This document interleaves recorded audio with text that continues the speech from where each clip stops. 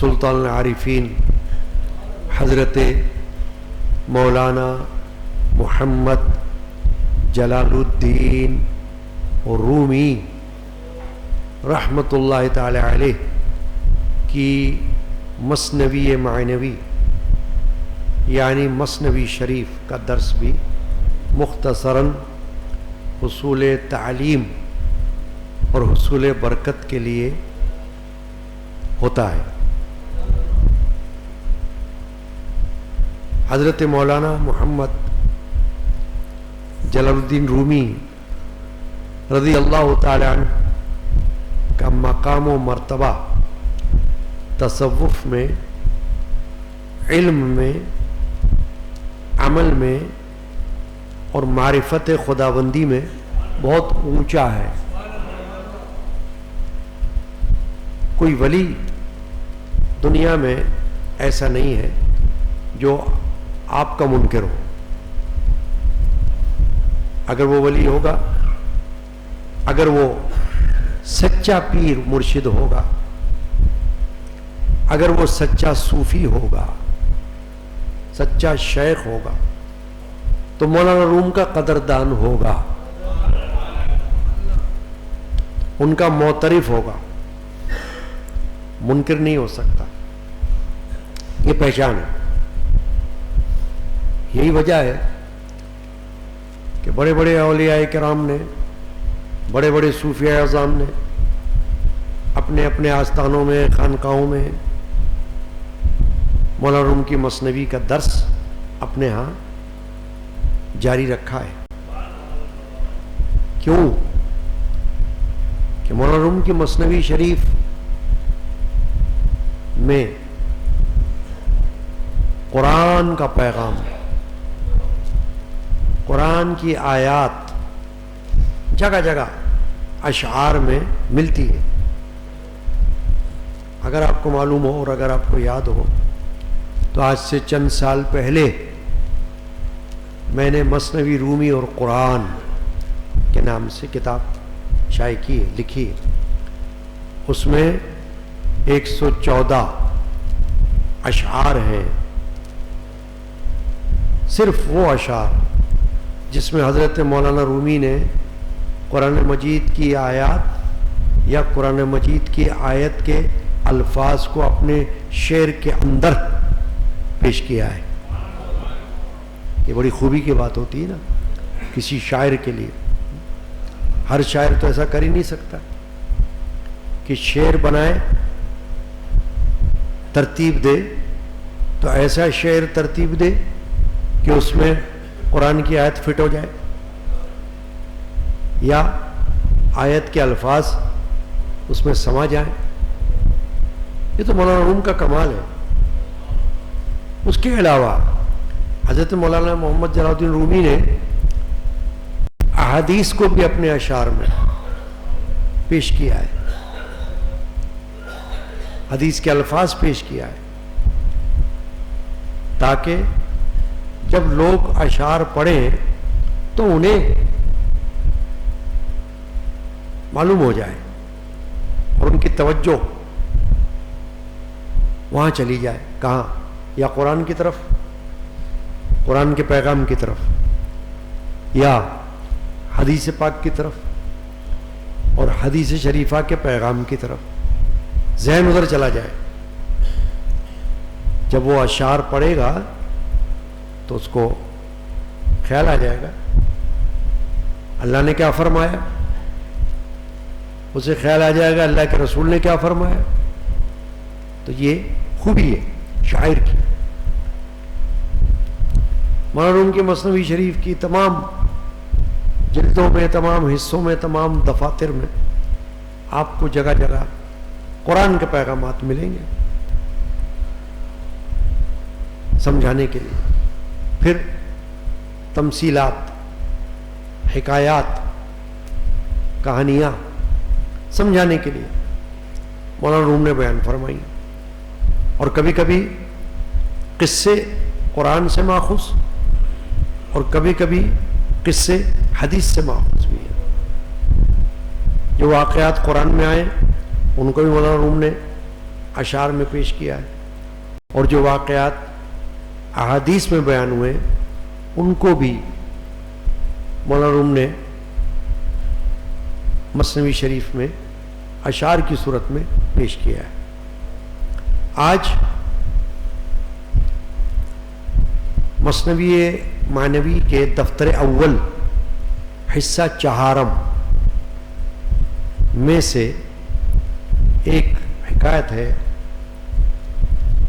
اور اس حکایت کو بیان کر کے مولانا روم ایک نتیجہ بتانا چاہتے ہیں۔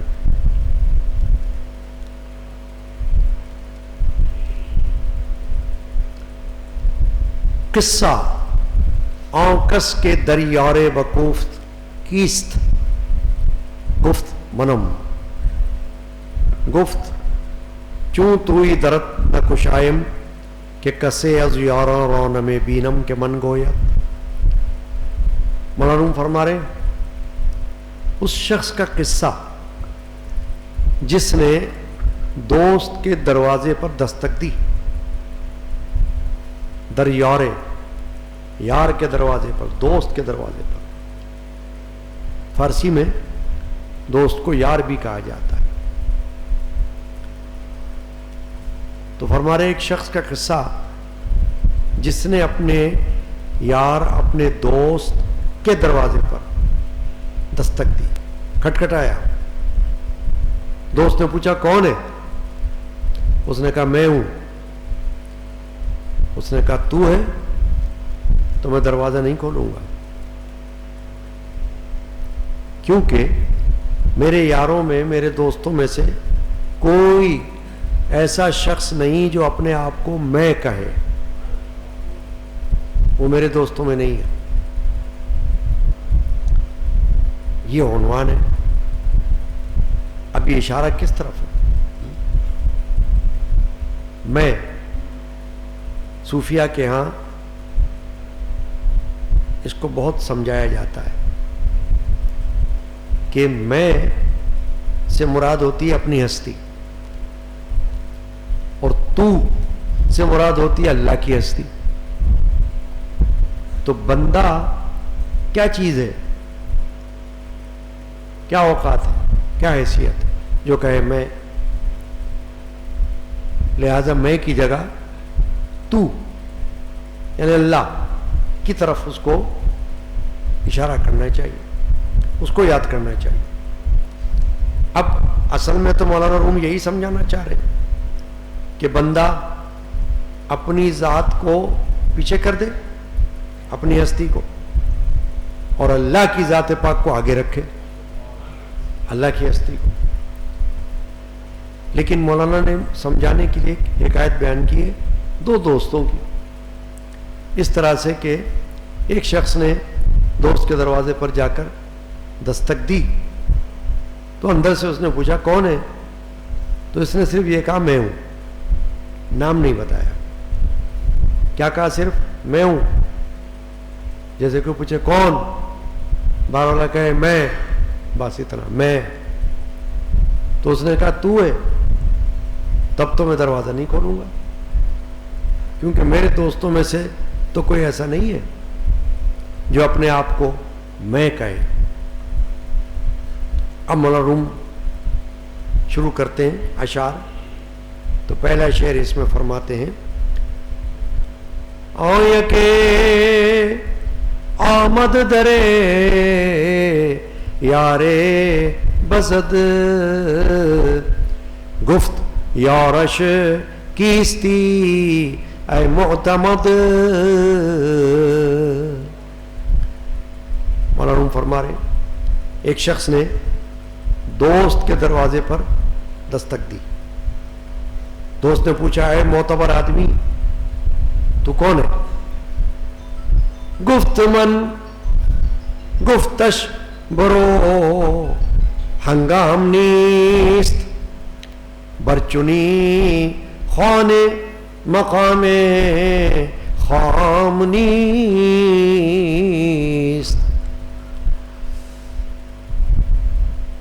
جب اندر سے پوچھا گیا کون ہے تو باہر والے نے کیا کہا؟ میں. تو اندر سے اس نے کہا جاؤ، اب ملنے کا وقت نہیں. ایسے خان، ایسے خانے، ایسے گھر پر ناپختہ لوگوں کے لیے کوئی جگہ نہیں. ناپختہ یعنی جو ابھی اس قابل نہیں کہ وہ تمیز کر سکے میں اور تو میں، جو پہچان سکے کہ میں نہیں تو یعنی اللہ. جیسا کہ میں نے کہا کہ صوفیاء کرام مریدین کو، متقدین کو، طالبان حق کو جو تعلیمات دیتے ہیں اس میں یہ تعلیم ہوتی ہے کہ میں کو اپنے ختم کرو، جس سے مراد یہ کہ اپنی ہستی کو ختم کر دو. کیا مراد ہے اس سے؟ غرور ختم کرو، تکبر ختم کرو. یہ میں ہے. میں سے مراد تکبر، غرور. غرور کو قرآن میں بھی ناپسندیدہ رکھا گیا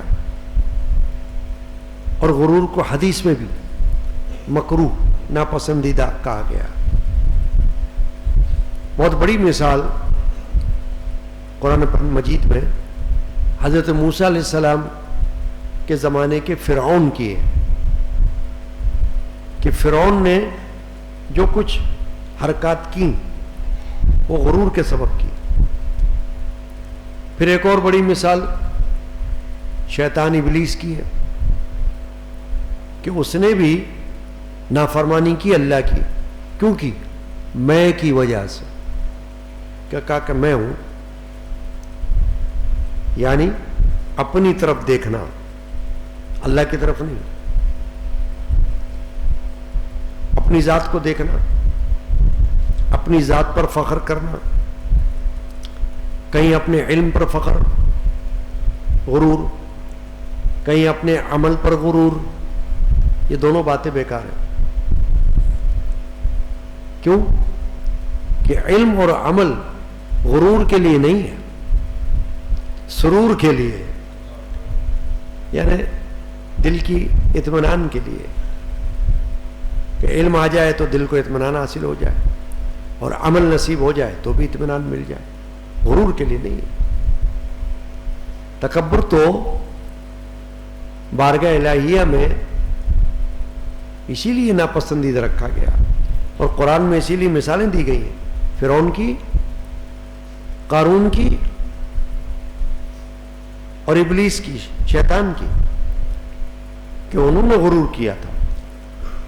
بندے کو، اللہ کے بندے کو غرور نہیں، عاجزی کو اختیار کرنا ہے. ہر صوفی، ہر شیخ، ہر کامل پیر و مرشد یہ تعلیم دینے والا ہے. کوئی ایسا نہیں گزرا جس نے اس کے برخلاف تعلیم دی ہو.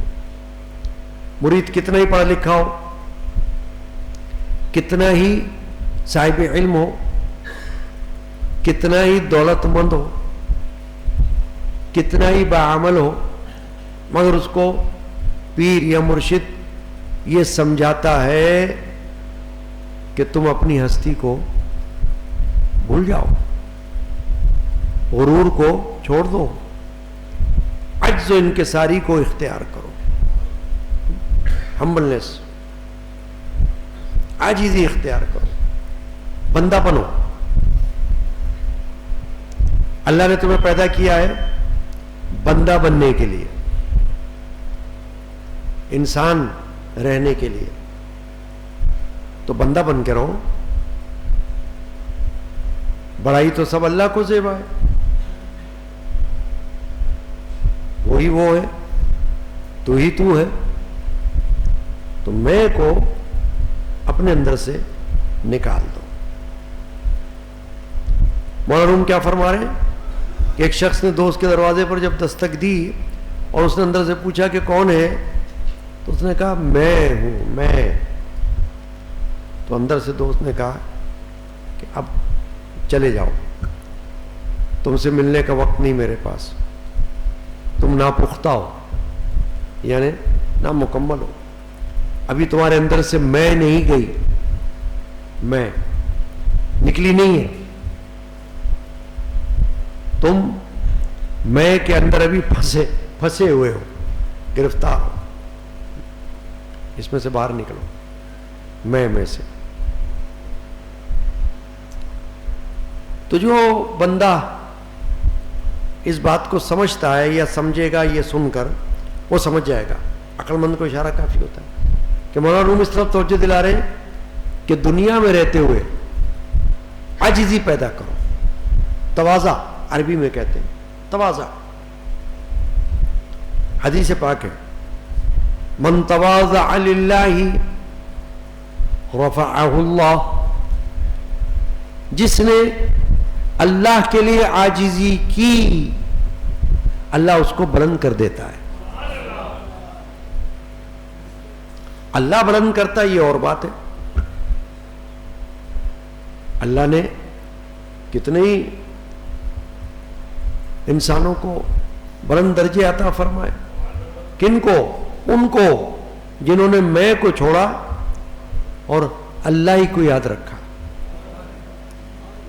یعنی میں چھوڑ کر تو کو یاد رکھا. تو سے مراد باری تعالی. تو اللہ نے تو ان کو بلند مقام بخشا. تو جو شخص تواضع عاجزی اختیار کرے تو حضور اکرم صلی اللہ علیہ وسلم نے فرمایا پھر اللہ اس کو بلند کرتا ہے, اس کا شہرہ دنیا میں کر دیتا ہے, شہرت کو عام کر دیتا ہے یا اس کے نام کو بلند کر دیتا ہے, اور پھر اس کا مقام بھی بارگاہ الہی میں اللہ ہی بلند کر دیتا ہے. وہ خود نہیں کرتا اپنے آپ کو بلند, اپنے آپ کو عاجز سمجھتا ہے. اکثر علماء حق اور اکثر فقراء اور صوفیاء اور اولیاء آپ جہاں جہاں دیکھیں گے ان کے کلام میں اپنے آپ کو فقیر یا گنہگار اس طرح کے الفاظ ملیں گے. حالانکہ وہ بڑے بڑے عالم ہوئے, فاضل ہوئے, کوئی شیخ الحدیث ہوا, کوئی شیخ التفسیر ہوا, کوئی بڑا کامل ہوا, بڑا صوفی ہوا, بڑا شیخ ہوا, پیر ہوا, مگر جب وہ سمجھدار ہوتا ہے, یہ سمجھ رکھتا ہے جو یہاں اس وقت بات ہو رہی ہے, تو وہ میں کو چھوڑ دیتا ہے اور اللہ ہی کو اپنے سامنے رکھتا ہے. سیدی مرشدی مولانا شاہ محمد غلام رسول قادری رحمۃ اللہ علیہ نے ایک مرتبہ بیان میں یہ فرمایا کہ اولیاء اللہ وہ ہیں کہ جو خود اپنے آپ کو نکال دیتے ہیں اور اللہ کو سامنے رکھ دیتے ہیں. اللہ کہ جو کچھ ہے اللہ ہے. اب ایک حدیث پاک ہمیں ملتی ہے میں کی ناپسندیدگی کے بارے میں, اور اس لیے بھی کہ جب کسی کے گھر جاؤ تو اندر داخل مت ہو جاؤ بلکہ اس سے اجازت طلب کرو صاحب خانہ سے. تو صحیح بخاری شریف اہل سنت کی بڑی افضل حدیث کی کتاب ہے, تمام سیاہ ستہ میں 6 صحیح کتابوں میں. اس میں باب الاستئذان ہے, خاص چیپٹر امام بخاری نے باندھا ہے, باب الاستئذان, اجازت کا باب, جس میں یہ بتایا ہے کہ اگر کسی کے گھر جاؤ تو کیا طریقہ کرنا ہے. اگر دروازہ کھلا بھی ہو, بھائی کسی نے کھلا بھی رکھا ہے دروازہ, تو تم ایسے نہیں گھس جاؤ اندر, دروازے کو کھٹکھٹاؤ,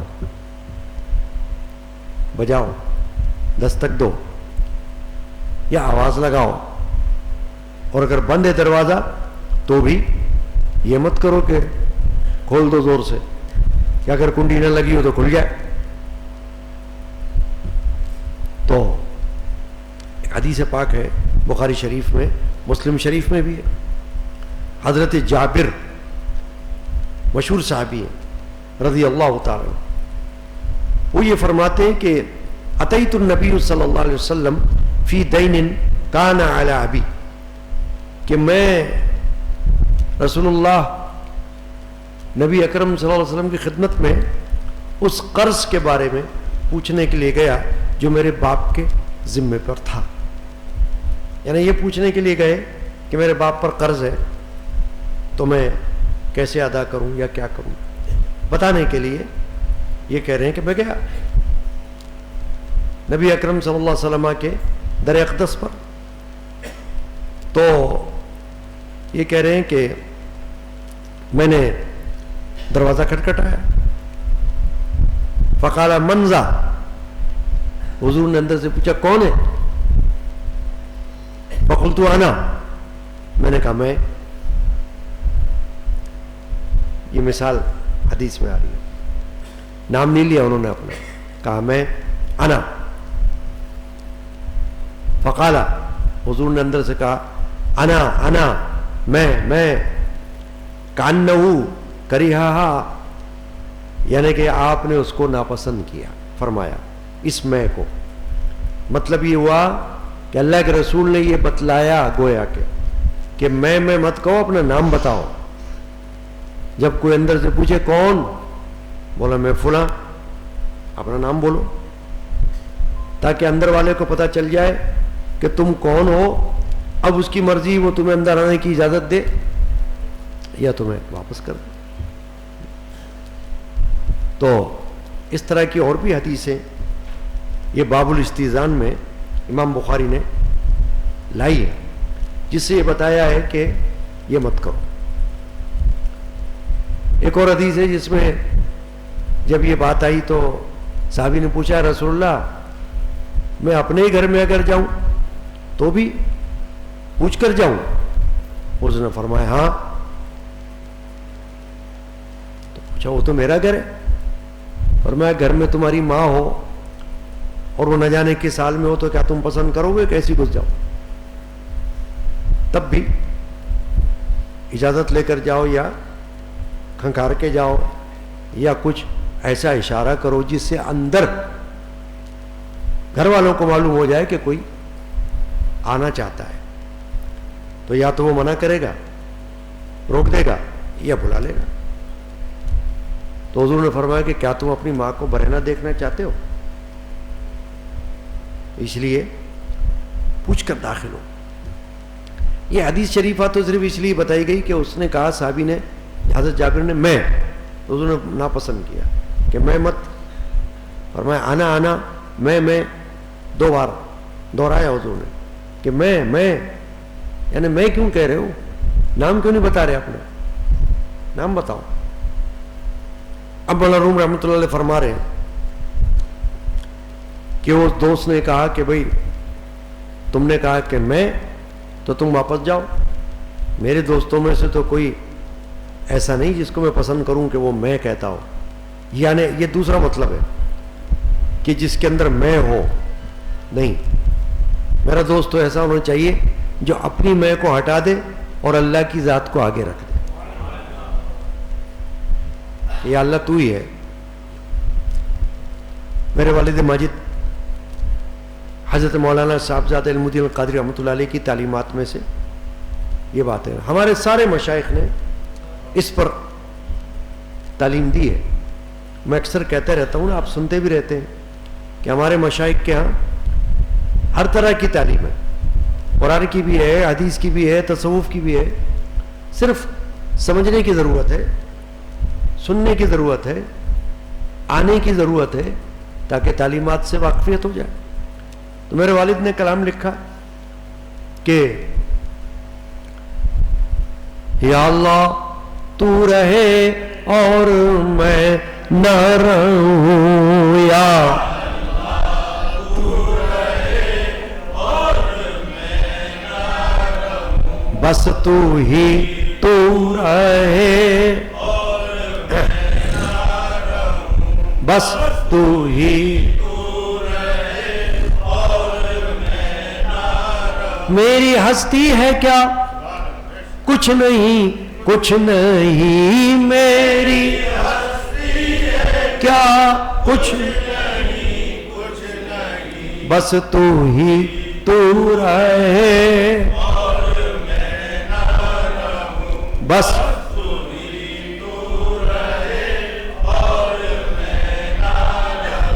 یا اللہ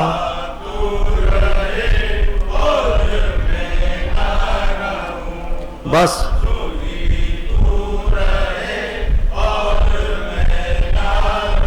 دیکھا اس درس سے مطابقت رکھتے ہوئے اشعار آپ دیکھ رہے ہیں، ایک دو اشعار پڑھے ویسے تو کلام ہے پورا، تو تعلیم آ گئی نا کہ پیران نظام مرشدان کرام جو صحیح معنوں میں پیر و مرشد ہو وہ تو ہر طرح کی تعلیم سے مرید کو آراستہ کرتے ہیں۔ اب یہ مرید کا کام ہے، لے یا نہ لے گلا تھوڑی دبائیں گے اس کا، ان کا کام تو پہنچانا ہے بس۔ جو نبی کا کام ہے وہ ولی کا کام ہے، نبی کا کام بھی پہنچانا ہے، ڈنڈا مارنا نہیں ہے، اور ولی کا کام بھی پہنچانا ہے، جبر کرنا نہیں ہے۔ تو یہاں بھی آپ دیکھیں ساری تعلیم موجود ہے۔ تو یہ مولانا فرما رہے ہیں کہ گھر والے نے یہ کہا خامرا جز آتش ہجر و فراق کے پزت کے واراند از نفاق۔ اس نے کہا ناپختہ آدمی کو جو ابھی پختہ نہیں ہے، میچور نہیں ہے تعلیم کے اعتبار سے، اور میں اس کو ہجر، جدائی، فراق، اس کی آگ کے سوا اور کوئی چیز پختہ نہیں بنا سکتی، اور نہ اس کو راستی سے چھڑا سکتی ہے، نفاق سے چھڑا سکتی ہے کہ اندر کچھ باہر کچھ۔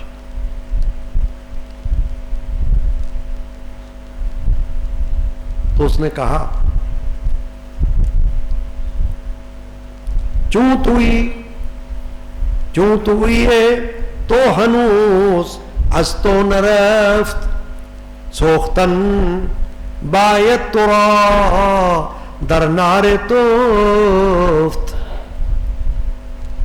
کہا جب باہر والے اپنے دوست سے، اس شخص سے جو باہر آیا تھا، کہ تمہاری خودی اب تک تم میں سے نہیں گئی، تمہاری میں تم میں سے ابھی تک نکلی نہیں ہے، تو تمہیں جدائی کی آگ میں کچھ تڑپانا چاہیے، جلانا چاہیے تاکہ تمہاری خودی دور ہو جائے، یعنی کچھ دن تمہیں اپنے سے دور کرنا چاہیے، تم میرے پاس مت آؤ، تاکہ جب تم مجھ سے دور رہو گے جدائی کی حالت میں تم کو احساس ہوگا کہ ملاقات نہیں ہو رہی دوست سے، تو پھر تم کو خیال آئے گا کہ مجھے کیوں دور ہونا پڑا، میری میں کی وجہ سے، تو میں اپنی میں کو دفع کر دوں اور اللہ کی ذات کو سامنے رکھ لوں، تو اللہ تعالیٰ مجھے اپنے قریب کر دے گا،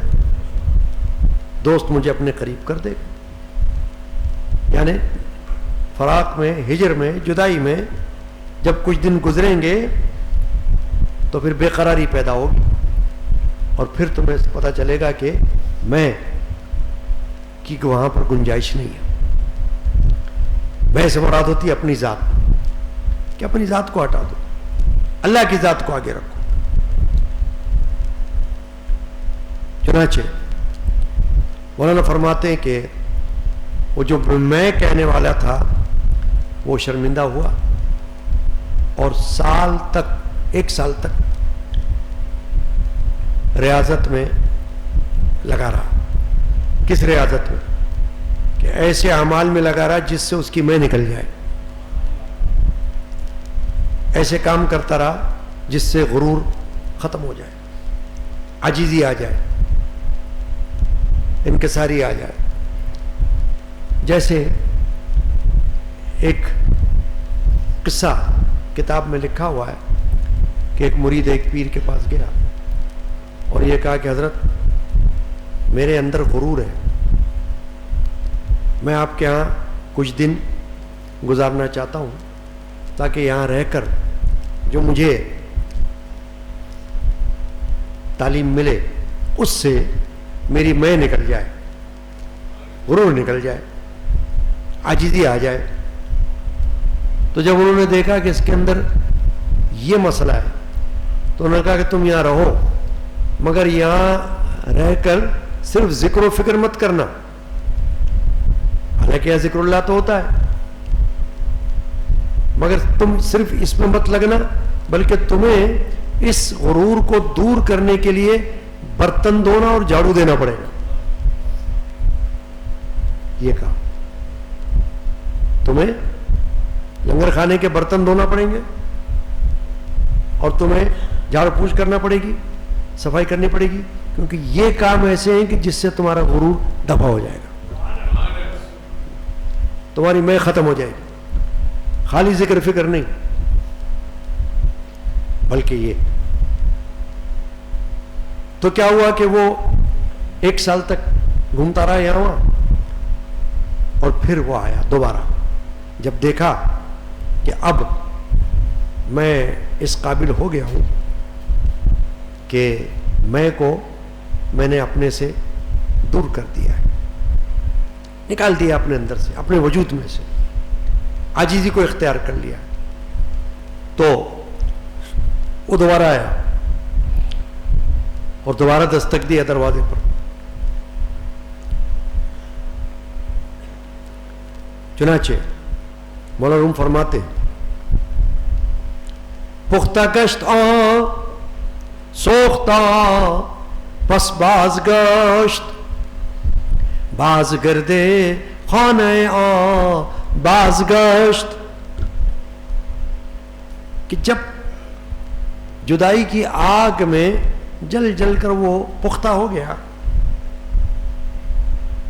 اور لگا بھی رہا ریاضت میں، مشقت میں، مجاہدے میں، کہ کسی طرح سے یہ میرے اندر سے مغروری، غرور، یہ میں نکل جائے. تو جب وہ پختہ ہو گیا تو پھر اپنے دوست کے گھر پر دوبارہ آیا. حلقہ زد بردر بست ترس و ادب تانا بجہد بے ادب لفظ سے لب. ادب کے ساتھ، دیکھیں میں اگر ہوگی تو پھر ادب میں بھی کمی ہوگی، ادب نہیں ہوگا نا، وہاں تو میں ہوگی. ادب تو عاجزی میں آتا ہے. تو ادب کے ساتھ اب اس نے ڈرتے ڈرتے زنجیر دروازہ کھٹکھٹایا کہ ایسا نہ ہو کوئی کلمہ، کوئی لفظ بے ادبی میں منہ سے نکل جائے اور پھر مجھے دھتکار دے دوست، پھر مجھے بھگا دے واپس، ایسا نہ ہو کہیں. بانگ زد یارش کے برد بانگ زد یارش کے برد کیستان گفت بردر ہم توئی اے داستان.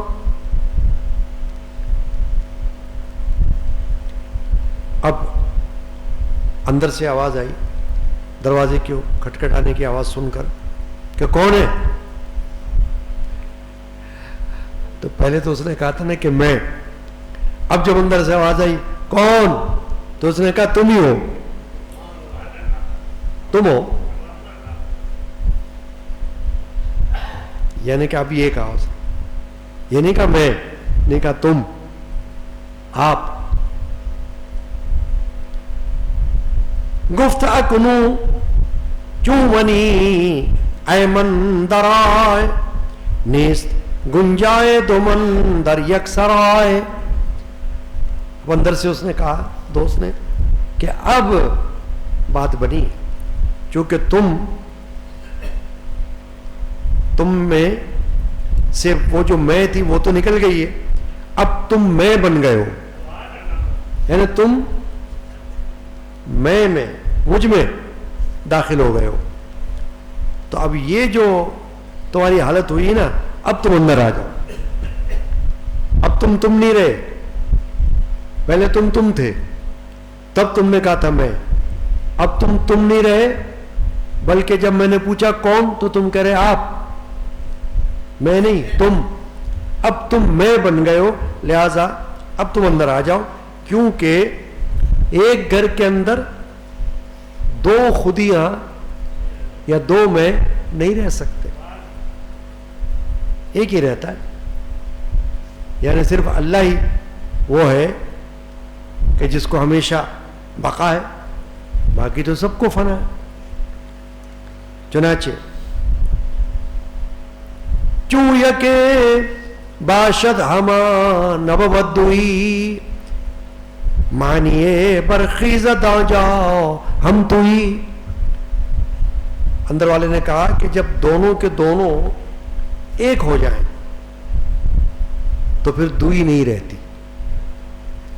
اس جگہ میں فرق اڑ جاتا ہے اور تو کا فرق بھی ختم ہو جاتا ہے, دونوں ایک ہو جاتے ہیں. تمہارا روم نے ان اشعار سے جو بات بتانے کی کوشش کی ہے وہ یہ کی ہے کہ بندہ اللہ کی طرف سے اس بات کا پابند ہے کہ وہ اپنے میں کو دور کرے اور صرف اللہ کی طرف اشارہ رکھے کہ یا اللہ تو ہی تو ہے. کیونکہ میں جو ہے وہ ایک ایسا دھوکہ ہے جو انسان کو دنیا میں تباہ کر سکتی ہے, برباد کر سکتی ہے. میرے خاندان کے صوفی بزرگ حضرت سائیں عبد الغنی القادری رحمۃ اللہ تعالی علیہ کا ایک کلام ہے. ان کے کلام میں تو بہت جگہ یہ بات ہے, میں کی دوری. اور کئی سال پہلے میں نے عاجزی پر تقریر کی تھی, عجز و انکساری پر. کئی سال ہو گئے اس بات کو, پتہ نہیں 15 سال ہو گئے ہوں, کتنے سال ہو گئے. اور اس کا موقع تھا, صرف اسی پر بیان کیا تھا, قرآن اور حدیث کی روشنی میں. تو یہ حضرت صوفی سائیں عبد الغنی القادری رحمۃ اللہ علیہ نے اس طرف توجہ دلائی ہے. یہ جو ابھی آپ نے سنا نا مولانا روم کے حکایت کی روشنی میں کہ میں کو ہٹا دو, تو کو رکھ دو سامنے, تو سے مراد اللہ تعالیٰ. تو حضرت صوفی سائیں عبد الغنی نے کلام لکھا, اس میں فرمایا میں کا مجھے دھوکا ہے, میں کا مجھے دھوکا, جو کچھ بھی ہے سب تو ہے. میں کا مجھے دھوکا, جو کچھ بھی ہے سب تو, کوئی غیر نہ اصلہ ہے. جو کچھ بھی ہے سب تو, کوئی غیر نہ اصلہ. جو کچھ بھی ہے سب, سمجھ رہے آپ؟ میں کا مجھے دھوکا ہے کہ یہ جو میں کے اندر سے آواز آتی ہے نا, یہ تو دھوکا ہے میرا. آنکھ بند ہو جائے گی تو ختم ہو جائے گی یہ میں, سو جاؤں گا تو ختم ہو جائے گی میں, مر جاؤں گا تو ختم ہو جائے گی میں. یہ تو جب تک ہے جب تک میں جاگ رہا ہوں, جب تک آنکھیں کھلی ہیں. تو یہ شیطان میں نکلواتا ہے. میں کا مجھے دھوکا, جو کچھ بھی ہے سب تو, کوئی غیر نہ اصلہ ہے. جو سب یعنی اصلاً کوئی غیر نہیں ہے, کوئی غیر نہ اصلہ ہے. اصلاً کوئی غیر ہے ہی نہیں, جو کچھ بھی ہے سب اللہ ہی ہے. میں تب تو نہیں کہتا جب ہوش نہیں رہتا میں تب تو نہیں کہتا، جب ہوش نہیں جھوٹ اس کا یہ دعویٰ ہے، جو کچھ بھی ہے سب تو ہے، جھوٹ اس کا یہ دعویٰ، جو کچھ سمجھے آپ؟ میں تب تو نہیں کہتا جب ہوش نہیں رہتا، جب ہوش نہیں رہتا تب کیوں نہیں کہتا میں؟ کیونکہ تجھے پتہ ہی نہیں ہوتا میں کون ہوں۔ بے ہوش آدمی کیا کہے گا، مرا ہوا آدمی کیا کہے گا؟ دونوں صورتوں میں ختم ہو جاتی ہے، پھر اللہ ہی اللہ رہتا ہے، رہے نام اللہ کا۔ میں تب تو نہیں کہتا جب ہوش نہیں رہتا، جھوٹ اس کا یہ دعویٰ ہے، جو کچھ بھی ہے سب تو ہے۔ ناچیز غنی ہے کیا، رحمت اللہ علیہ، ناچیز غنی ہے کیا میں کا جو کرے دعویٰ، ناچیز غنی ہے میں کا جو کرے دعویٰ، تیرا ہی یہ جلوہ ہے، جو کچھ بھی ہے سب تو تیرا ہی یہ جلوہ، جو کچھ بھی ہے سب تو میں کا مجھے دھوکا ہے، جو کچھ کوئی غیر نہ اصلہ ہے، جو کچھ تو ہے۔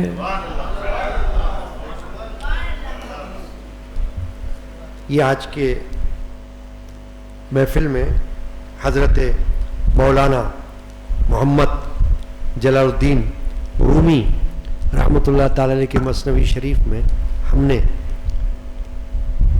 میں کی نفی اور تو کی اس بات، یعنی میں کو ہٹا دینا اور اللہ کی ہستی کو سامنے رکھنا، کہ جو کچھ کرنے والا ہے اللہ کرنے والا ہے، میں کیا کر سکتا ہوں، میں کون ہوں، یہ معنی ہے۔ اللہ تعالی ہم کو سمجھنے اور یاد رکھنے اور عمل کی توفیق عطا آمین۔ ہے روح افزا سلام رومی، ہے روح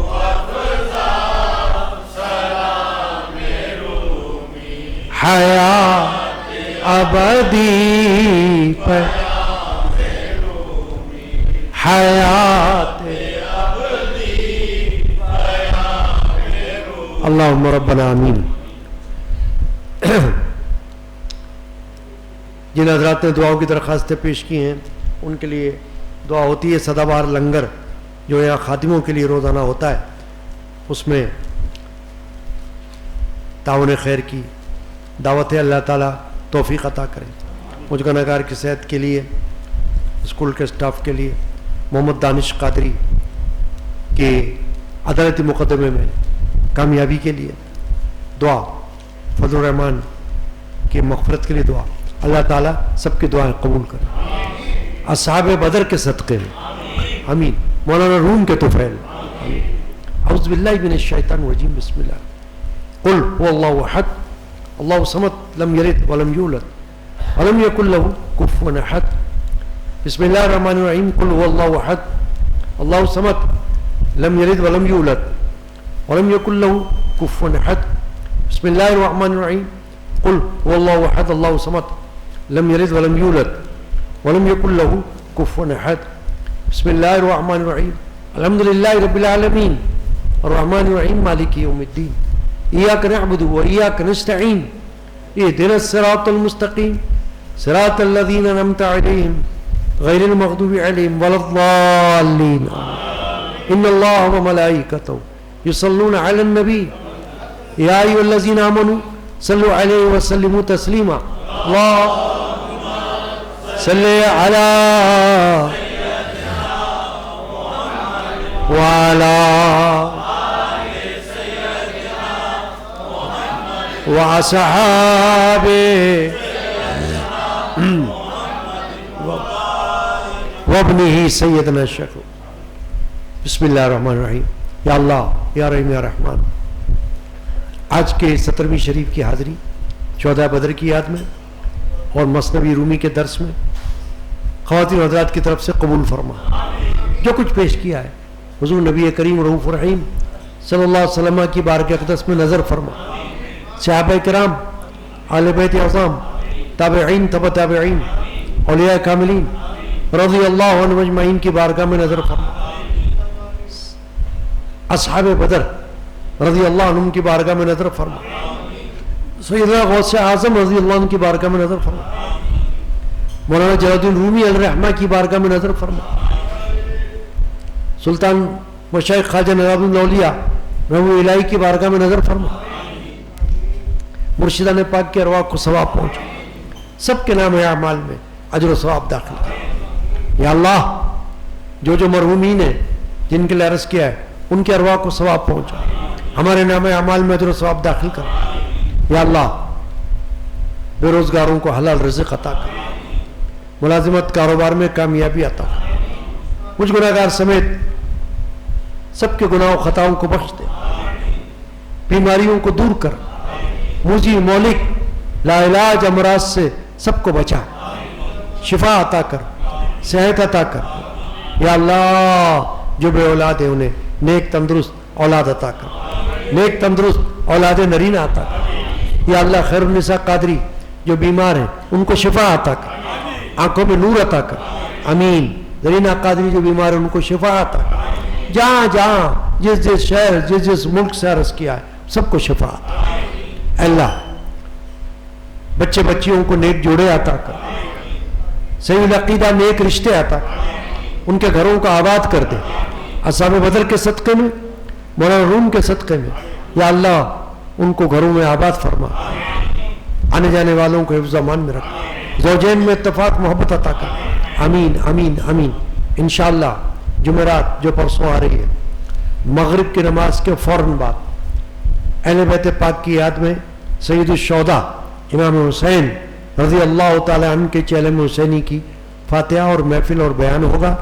اللہ تبارک و تعالی مغرب تا عشاء حاضری کی توفیق عطا کرے. آمین آمین آمین. صلی اللہ تعالی علی سیدنا مولانا محمد وعلی آلہ وصحبہ وآل بیتہ اجمعین برحمتک یا ارحم الراحمین بحق لا الہ